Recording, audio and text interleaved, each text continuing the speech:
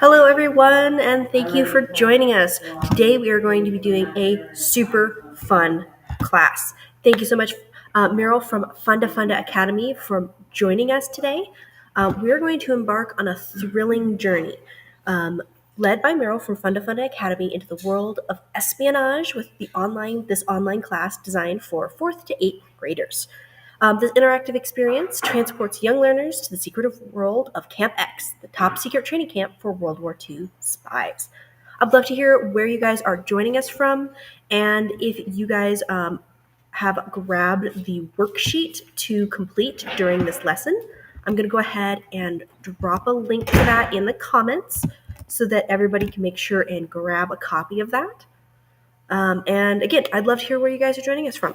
So share in the comments where you're joining us from and who you all have with you.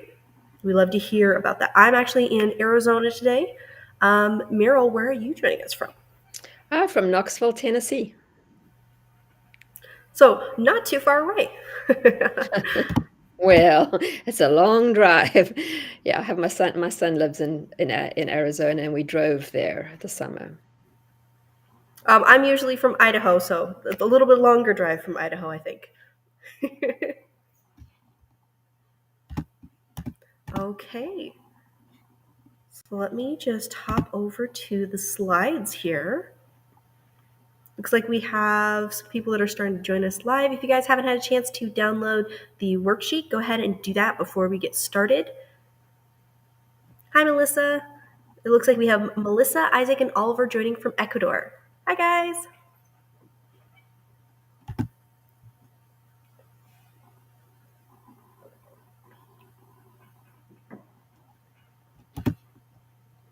Okay.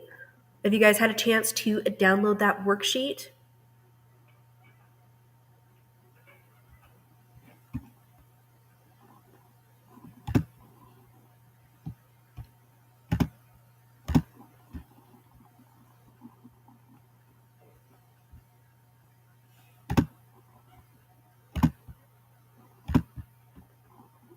Okay, I believe that we're ready. Yep, Melissa says that she's got it. Let's go ahead and get started, Meryl. Okay, so today I'm going to be teaching you about Camp X. And this was a spy training camp during World War II. But of course, before we can get going with that, we need to talk a little bit about how did World War II come about? And you should, on your worksheet, be on page 1. And you can see there we have causes of World War I. So would you like to maybe type in the comments, if you'd like to just type in there, do you know any causes of World War II? There were more than one. We're just going to look at some of the main ones so that you have some background before we start. So let's see if anybody has some ideas there. I'm going to, while I'm waiting to hear if anybody comes up with ideas, I'm going to throw out the first one. World War II really came about because of World War I. Well, because of how World War I ended. At the end of World War I, there was a treaty called the Treaty of Versailles. And all the people who'd been fought against Germany, who'd been part of World War I, they were wanting to make sure that Germany was beaten down and was going to have to pay back for everything they'd done. And so they made quite harsh conditions in the Treaty of Versailles. And this made the German people pretty poor, and life was harder for them. And it really made it ripe for Hitler to come in and to come and promise them a better life if they under him. And he started trying to expand his territory. He took over Austria and something called the Anschluss, started trying to expand. And his friends also were some of the other countries who were involved. We'll see if you know who those are in a minute. They were also having totalitarian leaders who were just trying to take over their countries and take over more territory around them. On the flip side, though, you had the people who'd fought in World War One were tired of war. The British people were particularly tired of fighting in a war. And so Neville Chamberlain, who was the prime minister at the time, he followed a policy of appeasement, which the rest of the countries that became his allies followed to a large extent. The idea is we'll just give Germany what they want. As they started to see Germany starting to get build up their military and starting to, take over Austria and do other things that should have caused more concern. They followed this policy of appeasement and just saying, let's just try and work things out. And they didn't actually push back. And that was another reason why it all escalated to becoming a big war. That treaty totally failed. That's the Treaty of Versailles that created the League of Nations, which was meant, it was like before the United Nations was there. It was supposed to keep all the countries from getting into another world war because everybody had hated World War One so much, but it didn't really work. So does anybody out there know how exactly World War II started? So we're now on to the second part of the of your sheet that you're filling out. So those are some of the causes. There was all these people who were pretty unhappy with it, Germany. The Germans were unhappy and wanted more space, wanted to expand, wanted to become a bigger country and with more importance and more wealth. And the Allies didn't really try to fight back early enough. Well, what happened was on September the 1st in 1939, Hitler did the boldest thing he'd done so far, and he actually marched and flew their planes, etc., into Poland. They invaded Poland. The problem was Poland had allies, people on their side. The allies were France and Great Britain. So on September the 3rd, those two countries declared war on Germany because they were not coming to defense of Poland. And after that, more and more countries got involved. Do you know who were the two different parties? We've talked about the Allies. Do you know what we call Germans and the people on their side? Do you know who those two different ones are? And you know who was on each side? Well, your sheet should show you which the two sides were. It was the Allies and it was the Axis powers. The Allies were obviously the UK, it was France, it was Russia, China, and after a while, the United States gets involved as well. On the other side, we have the Axis powers of Germany, Italy, and Japan. Those were the main ones. Let's watch this video. The year is 1940. Europe is overrun by Nazi forces. The United Kingdom and its allies are in a desperate position. The Battle of Britain reaches English shores. Faced with overwhelming odds, Prime Minister Winston Churchill directs that a new organization, the Special Operations Executive, or SOE, be established. They will bring the fight to the enemy. For our country, this meant recruiting unique Canadian men and women who would sacrifice everything. This is Camp X, where Canada made one of its key contributions to the Special Operations Executive. The year... Oops. Okay. Right. So now you can see where Camp X comes in. The year is 1940, so the war has been going on for a while. The United States is not yet part of the war. They are still neutral. But here you can see Camp X is created on the northwestern shore of Lake Ontario in Canada. Does anybody watching have any idea why Canada? Why did they make this spy camp in Canada? It looks like we have a couple more people joining us. I went ahead and shared a link to the worksheet that Meryl keeps mentioning in the comments. So go ahead and download that if you don't already have a copy. And I would love to hear you guys' answers to her question. Why Canada for the location of Camp X? Do you guys have any guesses? Share them in the comments. There were at least two reasons that there were possibly more than this, but there were at least two good ones that it should be able to come to mind. Well, first thing just think about is Canada was part of the Commonwealth of the British nation. So it falls under the Queen, or now the King. So it's part of Britain, although it has a separate prime minister, etc. It still has some sort of allegiance to it. So they did fight in World War One and World War Two on the side of the British. So from that point of view, it's why Canada, because they are part of Great Britain. But why didn't they do this in Great Britain? Well, just remember, Great Britain was very much closer to where the fighting was. This was a much safer location to move everybody far away. They did do some spy training in Great Britain as well, but this was further away, so it was safe. It is also very close to which country? Well, you should realize it's very close to the United States.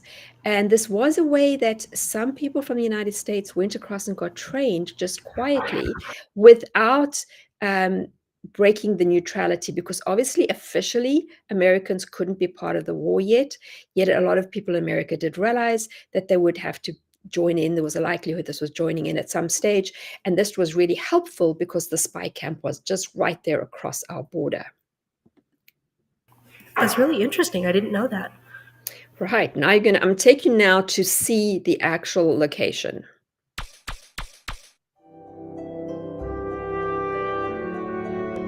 It looks like a farmer's field on Lake Ontario. And that's what it once was. But in terms of Canadian history, it's a lot more. The agents who were trained at this camp, of the age between 20 and 25 years, we're told that once they went on their mission behind enemy lines, it was so dangerous that they had a 50-50 chance of survival. There were no signs up, there were no identifying marks of the property at all.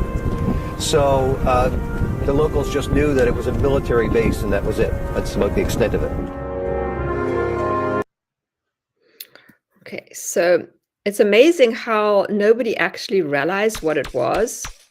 Sorry, let's go there. What do you think, and now this time I'm really hoping some of you come up with your ideas now. What do you think they taught these would-be spies there? What are the different types of things spies need to learn about? I'll give you a minute so you can type some things in here. I'm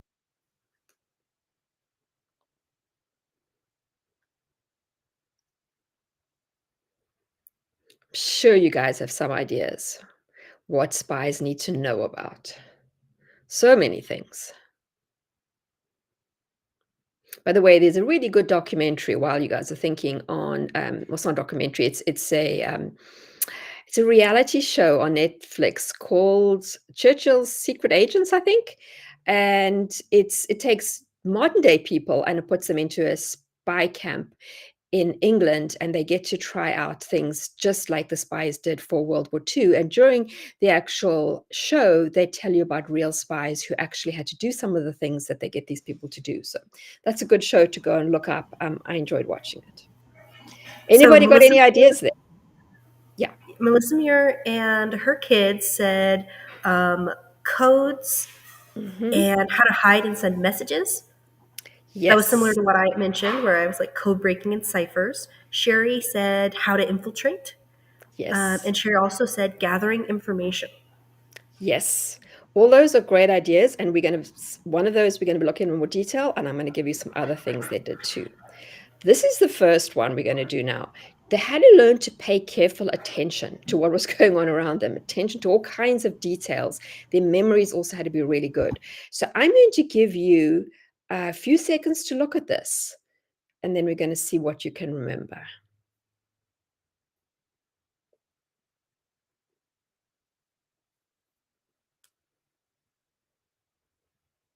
Okay, how good is your memory? There are 3 items missing from this page that were on the previous page. Now on page 2, we're now onto that page. Page 2 at the top, you'll see there's space for you to write down the 3 items that you've noticed that are missing. Give you a few minutes, and then you can maybe type in what you noticed is missing. We'll see if you've remembered them all.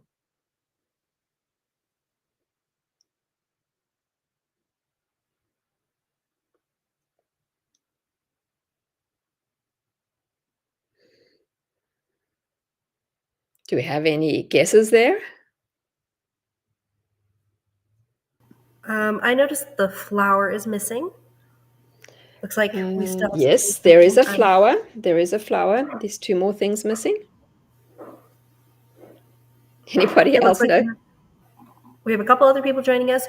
Just a reminder, there is going to be a replay, so you guys will be able to, if you're just joining us now, you will be able to play this game on the replay. Brooke says that a banana is missing. There is a banana, and there's 1 more item. And I shared a link to the worksheet on the screen. If you guys are just joining us now, you can go ahead and grab that, and that is going to make this class a lot of fun. Okay, let me go back and show you. If everybody's missing 1 of them. Go back. Let's go back to this one. Now, can you see what else is missing? You notice there just below the watch, the wristwatch, there is an envelope. Those were the 3 things that were missing. So that's the first thing. They obviously were having to learn to just really pay attention to detail, which I'm not terribly good at. I couldn't have been a spy. Now, spies get to use cool things. These are 5 items. Some of these were really used in World War II. Some of these were just used on movies. So let's look and see what you think each of these is. So you can see there on your sheet, you can check real or was it just a prop used in a movie for each of those 5 items. Go through and make your decisions, and then we'll talk about which one you think each is. These are super fun. I'm enjoying this class. Okay, I make the classes that I find fun, yeah.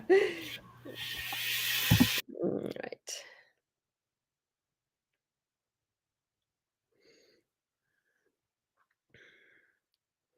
Okay, is everybody done? Okay, so let's start going through this. So you can type in your guesses, what you think each of these is. So what do you think the pipe pistol? Do you think it's real? Just say yes if you think the pipe pistol's real, or an N if you think it's not. And then I will tell you whether you're right or wrong. Okay, so Melissa says that she thinks that the pipe pistol is fake. I think that it's real. And just a reminder, I do not get any advanced answers. If you guys think that I'm giving spoilers on the answers, I'm not. I'm guessing along with you guys. So right, I did not tell her. So the pipe pistol was real, and in fact, you could smoke it like a real pipe. But it did have like a bullet inside it, and there was a little button that you could shoot it out of the pipe part. So they didn't use it. It was created, and the idea was that you would use it to shoot at the enemy, but they decided it wasn't going to really work that well. But it was a real thing. The middle one, the toothpaste tube. Do you think that one is real or not? So type in yes for real and no for if you think it's not. So Amelia, what do we get here? I think that this one is fake. What do you guys think? Let's see. Melissa believes this one is real.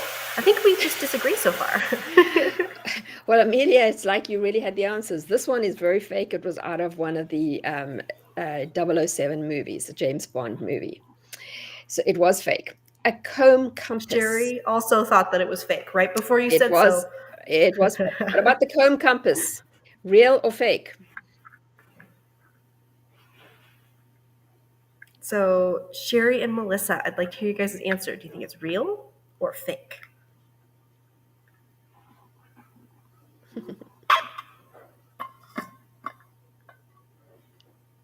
So what is the consensus?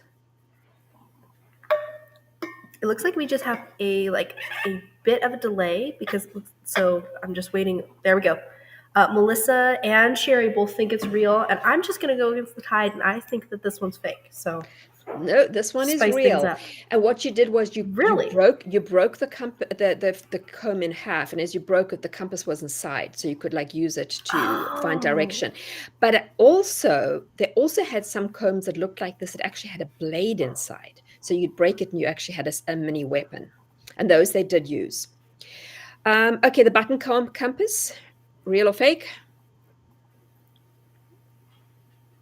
So I think personally think that one is real. What do you guys think?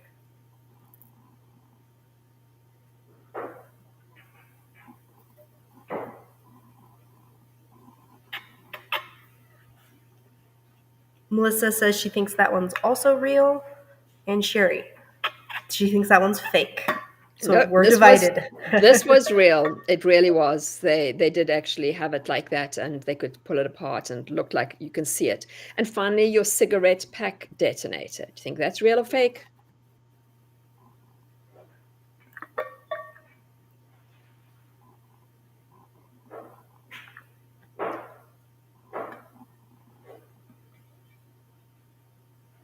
So I think that it is fake. I think that it's a movie prop. What do you guys think? Do you think that it is a real?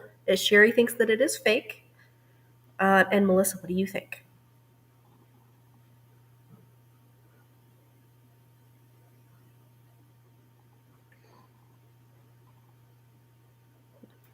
All right. Well, we have a consensus so far, 2 out of 3.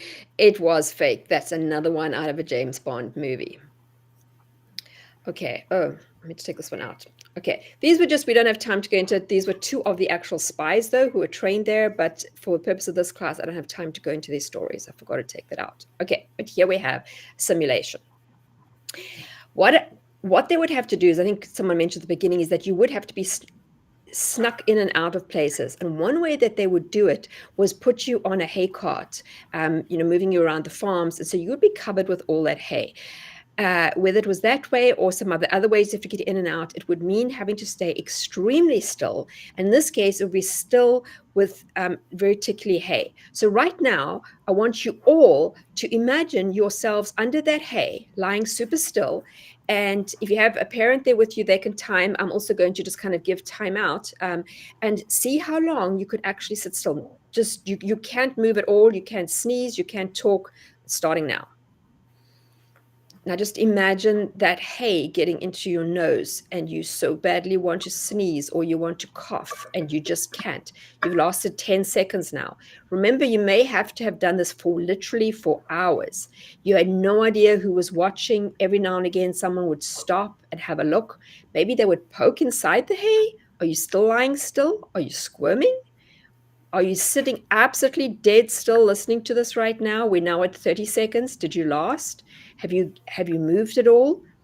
Because being absolutely still is something your life may have depended on this. We're at 40 seconds. Are you still? As soon as you move and you're out, you can write down your simulation time. We are now up to 50 seconds. Okay, I want to see if you can make it all the way through to a minute. And 56 seconds. All right. Okay, if you made it all the way, you can say you made it all the way up to 60 seconds. You can maybe try this again later and see if you could make it even longer. I would lose just because I am totally allergic to hay. Yeah. This may have meant that you couldn't have been a spy. Now, is there anybody out there who perhaps knows who this is? I'm expecting probably not. But it is actually somebody famous. Do you perhaps know who that person is? I'm hoping some of you know who that person is, or at least a general rendition of them. Does anybody know? Is that James Bond? That is James Bond, and James Bond's creator was a man called Ian Fleming, who was British. And guess what? He went to Camp X, which is, now you can kind of see how James Bond stories got written. So he went to Camp X and he actually flunked. He went and he was there for a while. And then he was sent one day to a hotel, and he was told, he was given a gun, and he was told to walk into a room in the hotel and shoot the person inside. And he got there and he couldn't do it. He just couldn't actually follow through the orders. There were actually blanks in the gun, which he didn't know, so he wouldn't have killed anybody. But they needed to know that a spy was capable of doing that he could follow orders and go and shoot somebody if you need to, because that, your life again might depend on you shooting somebody else. So he didn't make it through Camp X, but he did end up writing all the James Bond stories, and now we have all those movies that probably many of you watching have enjoyed or will enjoy in the future. This was one of the machines that they got to learn. He was one of the men that was on the Hydra, and they did some of the coding with it. Okay. Woeful Second World War. During World War II, there could be spies anywhere. You had to watch what you said and what you wrote. So to pass on secret messages, the army had to use secret codes. So my idea is we write everything backwards. So to the enemy, it will look like complete gobbledygook. It's brilliant. For example, if we were to write the word I, we would do it backwards. Like so. I. Bad example. If we were writing the word madam, we do it backwards like this.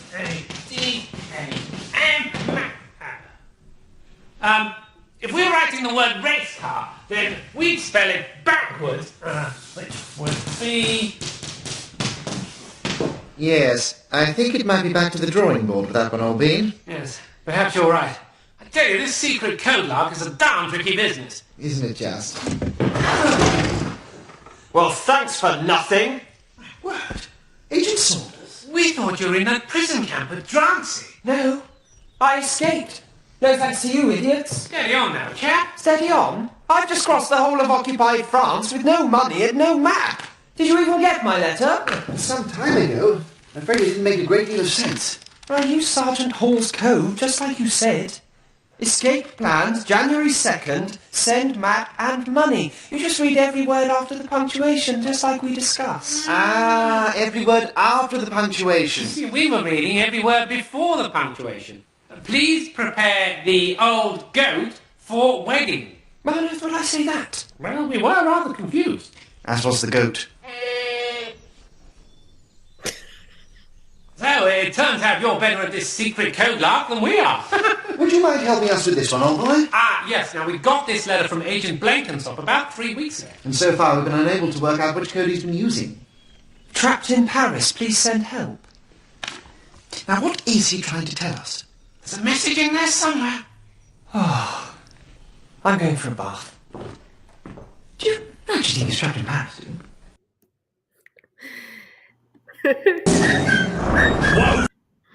Well, yes, it wasn't all fun and games, but they did need to actually be able to decode messages. Now, I'm going to let you try your hand at this. And if you have the pages printed out, it's all there for you. This is a very simple code to decode. I'm going to give you a few seconds, and then I'm going to give you a clue to help you if you can't figure this out.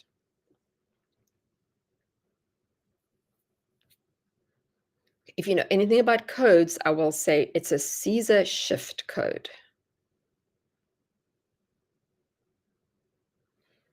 I promise you it's not something really hard, because I knew you'd have to be able to do this quite quickly. So it's fairly easy. Okay, if any of you have started and are getting this correct, fantastic. But I'm going to give a little clue now to those of you who might just be staring at this. A Caesar shift just moves your entire alphabet so many to the left or to the right. In this particular case, it is a shift to the left by 3. So if you take your P, go 3 letters back, and you'll find the first letter. And then you do the same with the H and the W, etc.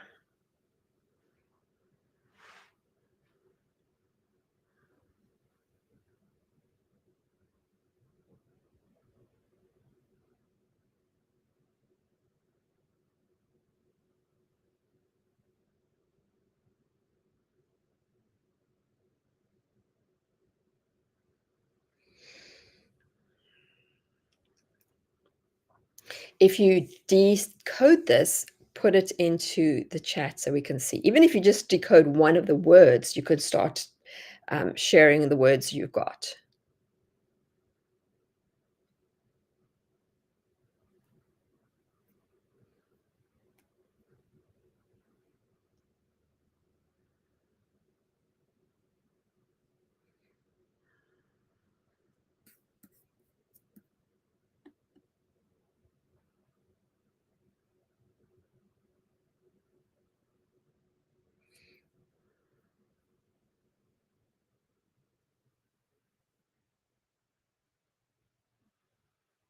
Ah, we have a first word there. Yes, the first word is meat. So that should help everybody. Now, the letters will stay the same. So for every H is going to be an E. For every P is going to be an M, because it's just a shift, a Caesar shift. So these real codes that they would use would be a lot more complicated. But that should help those of you who are struggling a bit, because you can quickly go through now and change your P's and H's. And the W you now know is a T. So you can go and change all those.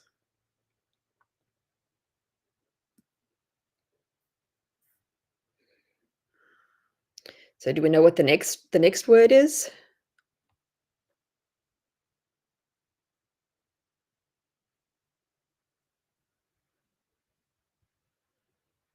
I think what I'm going to do is I'm just going to leave you to figure this one out. It's not hard, so you should be able to. We've got a bit more here. We've now got a meet me behind.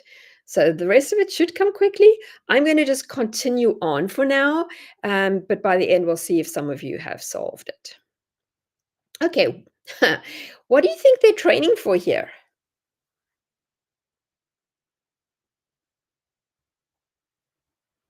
And would you like to train for this like this? I have no idea what they're training for. But I'm afraid of heights, so I think overall I'm not cut out for spy business. This tower was about 86 feet high that they were on top of. So they're up on a tower 86 feet high. Infiltration? They were practicing parachuting. So it was, they were literally practicing the jumping part. So it was 80. I know, I can't entirely understand why they were doing it like with the jump. Maybe it was jumping in the last bit where you're rolling, but this is an actual picture of what they were doing. Okay, we're getting near to the end of our time. So let's do this one now, the disguises.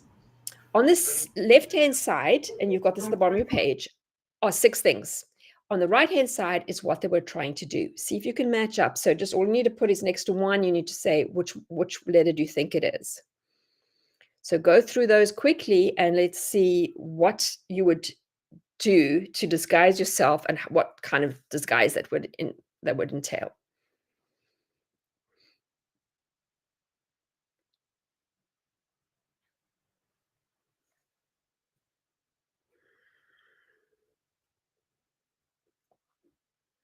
Because obviously you needed to often be disguised. So, people didn't know who you were and you could get out of sticky situations or get into places that you weren't supposed to be in. All right, so let's start going through these. What do you think folded newspapers in your shoes would do? Do we have any guesses? Which one of those is it? A, B, C, D, E, or F?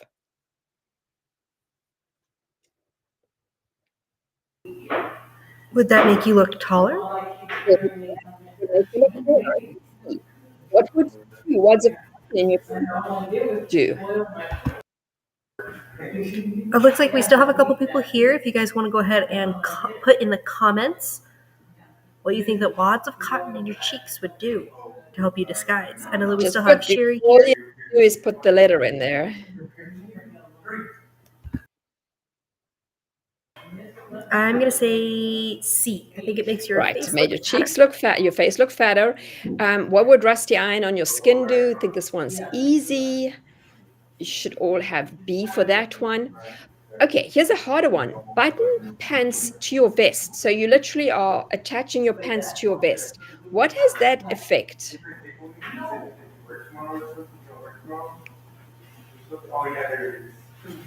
Oh, would it make it so that you hunch over? Yep, It's F. It creates a stoop, a hunch over. It does, makes you hunch over. So hoist your trousers up and tighten your belt. What does that do? That one will make your legs look longer. So it'd just be like a subtle change.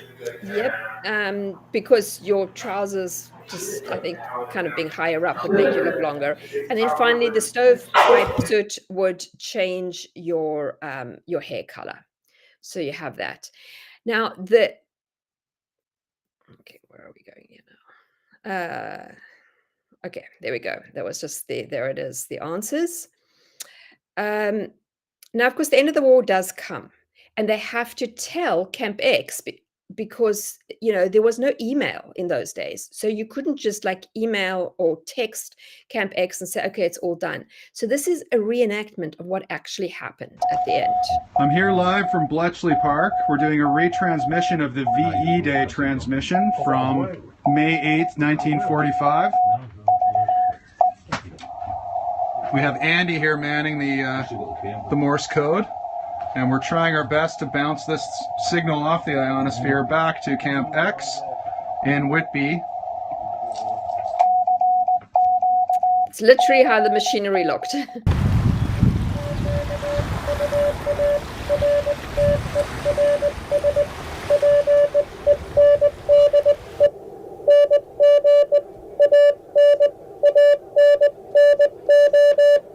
They're using code. I'll show you in a second. It's incredible to write this fast.